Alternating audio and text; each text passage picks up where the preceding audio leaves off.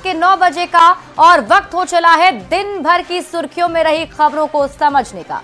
तो आइए जल्दी से जान लेते हैं मुख्य खबरें जिस पर होगी हमारी नजर। सबसे पहली खबर आपको बताएंगे, राजनीति के अपराजय कॉम्बिनेशन को समझिए। दिल्ली में क्यों हो रही है बीजेपी की बड़ी बैठक, इसके मायने आपको बताएंगे। और आरक्षण पर भिड़े जीतन राम मांझी और तेजस्वी यादव के बीच की लड़ाई आपको समझाएंगे। और रांची में पुलिस पर हमला किसने किया यह भी आपको बताएंगे। लेकिन सबसे पहले बात कुवैत से दिए गए पीएम मोदी के संदेश की करते हैं। कुवैत में हला मोदी कार्यक्रम में पीएम ने भारतीय समुदाय को संबोधित किया। पीएम मोदी ने कहा, कुवैत में चारों तरफ अलग ही अपनापन लग रहा है। कुवैत में मिनी हिंदुस्तान उमड़ आया है। पीएम मोदी ने कहा, आपने यहां भारतीयता का तड़का लगाया। कुवैत में भारत के टैलेंट, टेक्नोलॉजी और ट्रेडिशन का मसाला मिक्स किया है। आपने कुवैत के समाज में भारतीयता का तड़का लगाया है। आपने कुवैत के कैनवास पर भारतीय हुनर का रंग भरा है। आपने कुवैत में भारत के टैलेंट, टेक्नोलॉजी और ट्रेडिशन का मसाला मिक्स किया है। और अब आप कुवैत से पीएम मोदी के संदेश की बड़ी बातें जानिए। प्रधानमंत्री नरेंद्र मोदी ने क्या कुछ बड़ी बातें कही हैं, हम आपको 10 पॉइंट में समझाते हैं। पहली बात, कुवैत में भारतीयों ने भारतीयता का तड़का लगाया है। उन्होंने दूसरी बड़ी बात कही, कुवैत की लीडरशिप भी भारतीयों की मेहनत की कायल है। उन्होंने बड़ी बात कही, भारत और कुवैत को वर्तमान ही नहीं बल्कि अतीत ने भी जोड़ा है। हमारे बीच व्यापार 19वीं शताब्दी से जारी है। मतलब सिर्फ वर्तमान में ही नहीं बल्कि अतीत से हमारे रिश्ते काफी अच्छे रहे हैं। कल्चर और कॉमर्स से बना रिश्ता नई बुलंदी पर जा रहा है।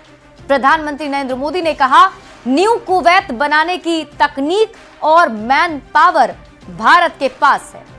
उन्होंने कहा, भारतीय कहीं भी हो देश की कामयाबी में खुश होते हैं।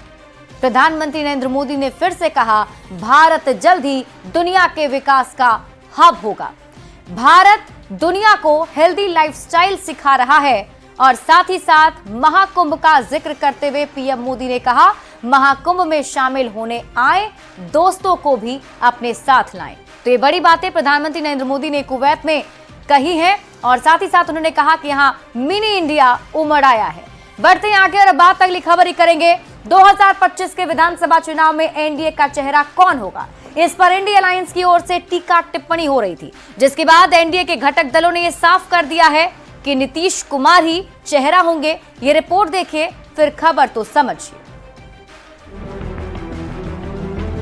2025 फिर से नीतीश, चाहे कुछ भी कर ले, चेहरा कोई भी रहे, 2025 में इंडिया गठबंधन की सरकार बनना तय है। नीतीश कुमार बिहार का चेहरा है। नीतीश जी का नेतृत्व भारतीय जनता पार्टी का केंद्रीय नेतृत्व स्वीकार करने के लिए तैयार नहीं है।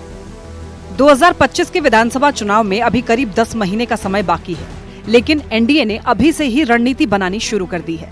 एनडीए नेताओं की 15 जनवरी से जिलावार समीक्षा बैठक शुरू होने जा रही है, जिसमें संगठन की मजबूती और जनाधार की समीक्षा की जाएगी।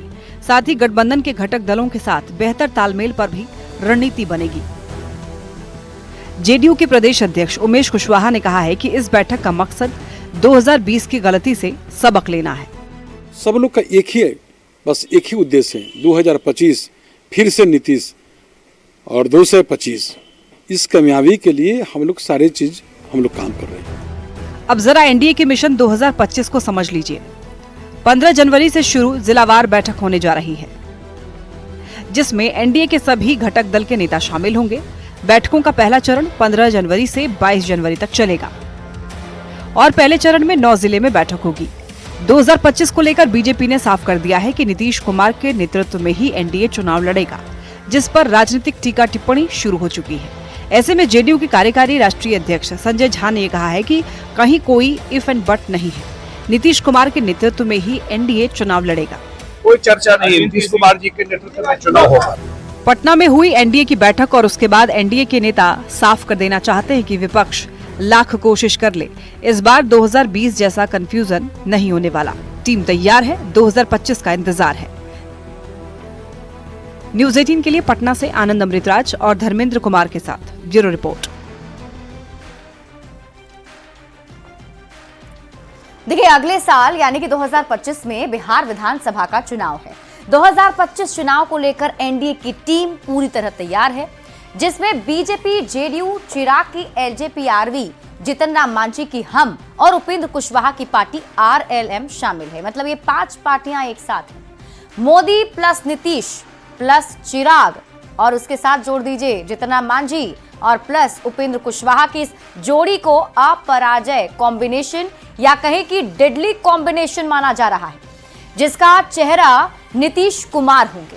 अब ये समझना जरूरी है कि कॉम्बिनेशन अपराजय कैसे है, तो इसको समझने के लिए ज्यादा नहीं, सिर्फ 2 चुनाव के आंकड़ों पर नजर डालना जरूरी है। सबसे पहले 2024 चुनाव के आंकड़े पर नजर डालते हैं। तो 2024 चुनाव में मिले वोटों की अगर हम बात करें तो आरजेडी को 22.14% वोट मिले थे, बीजेपी को 20.52%, जेडीयू को 18.52%, कांग्रेस को 9.20%, लेफ्ट पार्टी को 5.17% और चिराग पासवान की पार्टी एलजेपीआरवी को 6.43% वोट मिले। अगर अब हम गठबंधन वाइज बात करें, क्योंकि बिहार में 2 बड़े गठबंधन हैं, 2024 के वोट को अगर हम देखते हैं तो पता चलता है कि इंडिया अलायंस, जिसमें आरजेडी और कांग्रेस है, तो इंडिया अलायंस को बिहार में 36.51% वोट मिले, जबकि एनडीए अलायंस 45.47 वोट मिले हैं। और बड़ी बात है कि एनडीए इन वोट प्रतिशत में मांझी की पार्टी, हम और कुशवाहा की पार्टी के वोट नहीं जोड़े गए हैं।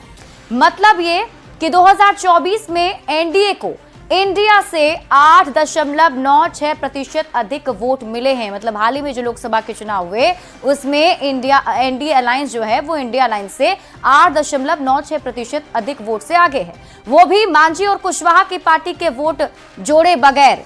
यानी कि 2024 में इन एनडीए इंडिया पर भारी पड़ा था। अब जरा 2020 बिहार विधानसभा के नतीजे देख लीजिए। पहले वोट परसेंटेज देखेंगे और फिर सीटों की संख्या। तो आइए पहले वोट परसेंटेज जान लेते हैं। आपके टीवी स्क्रीन पर हम आपको एक ग्राफिक्स दिखा रहे हैं। 2020 में देखिए, बीजेपी को 19.46% वोट मिले, जबकि जेडीयू को 15.39% वोट मिले थे। आरजेडी की बात करें तो आरजेडी को 23.11% और कांग्रेस को 9.48% वोट मिले थे। अब हम फिर से गठबंधन वाइज बात करते हैं। अगर 2020 में वोट परसेंटेज की बात करें तो एनडीए वर्सेस इंडिया अलायंस में एनडीए को 34.85% वोट मिले थे, तो इंडिया अलायंस को 32.59%। अब ये समझिए, 2020 में चिराग पासवान एनडीए में नहीं थे। उस वक्त चिराग पासवान एनडीए से अलग चुनाव लड़े थे।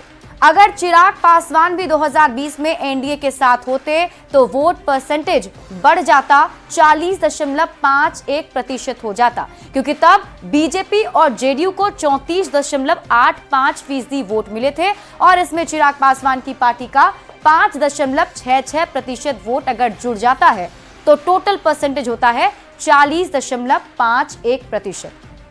अब हम सीटों की बात करते हैं।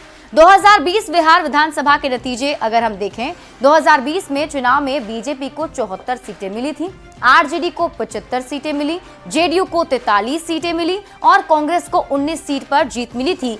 हम को 4 सीटें, सीपीआईएमएल को 12, वीआईपी को 4, सीपीएम को 2 और सीपीआई को 1 सीट मिली थी।